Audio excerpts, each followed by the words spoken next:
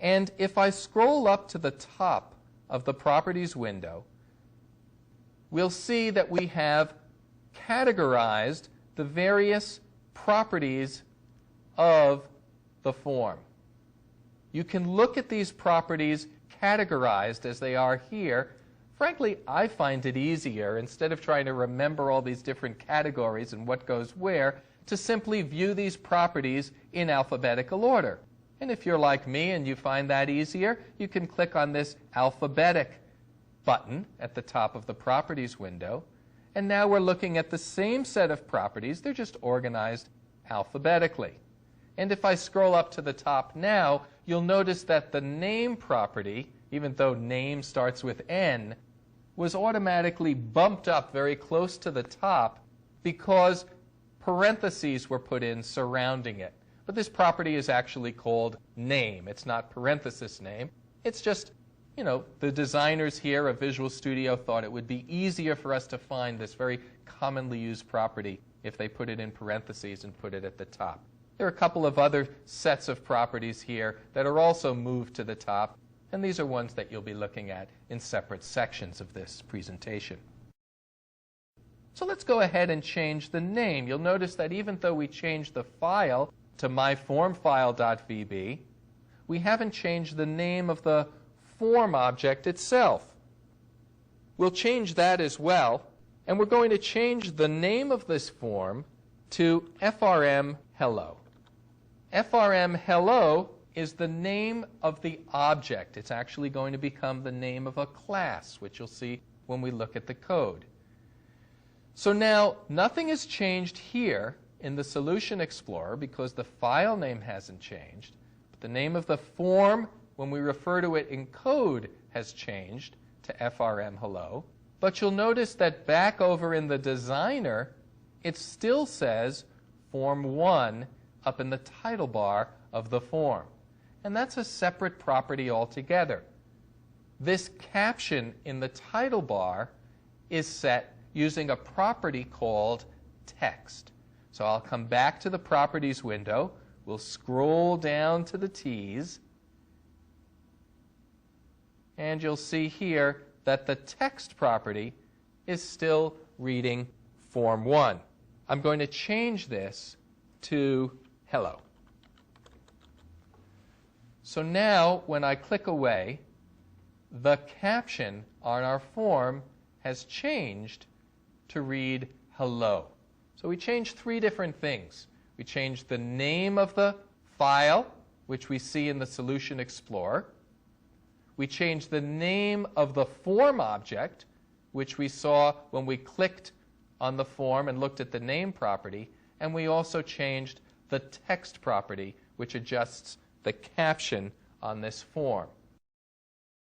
There are, of course, many other properties. Let's just look at one, the size property. I'll scroll up, and you'll see that we have a size property, and there are two different ways that we can edit this. Notice that size is listed with two numbers separated by a comma and a space, and this is giving us the size in pixels. If I expand the plus sign next to size, you'll see that these two numbers correspond to the width and the height of our form. I can edit these numbers up here next to the size property.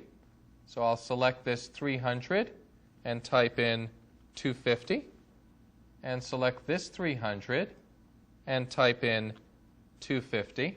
And you'll notice that when I click away, it automatically did a number of things. It changed the actual size of the form as it's displayed in the designer.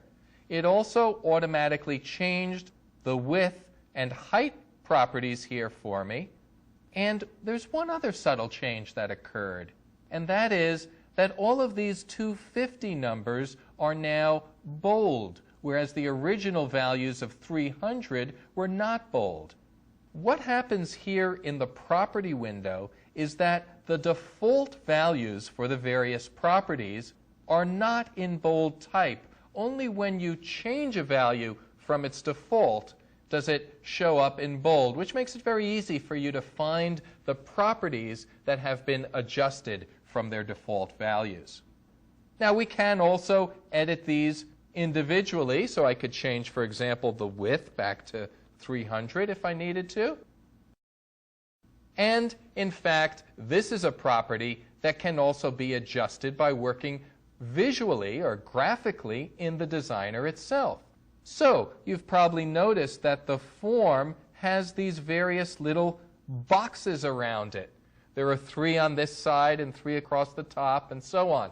And these are referred to as sizing handles. I can click on any one of them and then drag it up.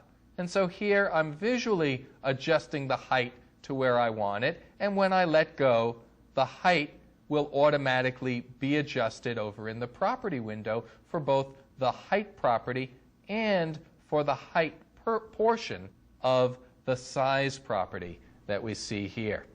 I can choose to adjust it in both dimensions by clicking on one of the sizing handles located in a corner of the form.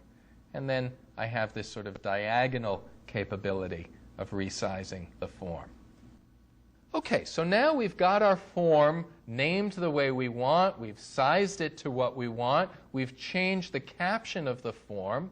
What's going to happen if I try running this project, running this application, letting the VB compiler do its work, and display for me the actual Windows application that I'm creating, the Windows form that I want to see?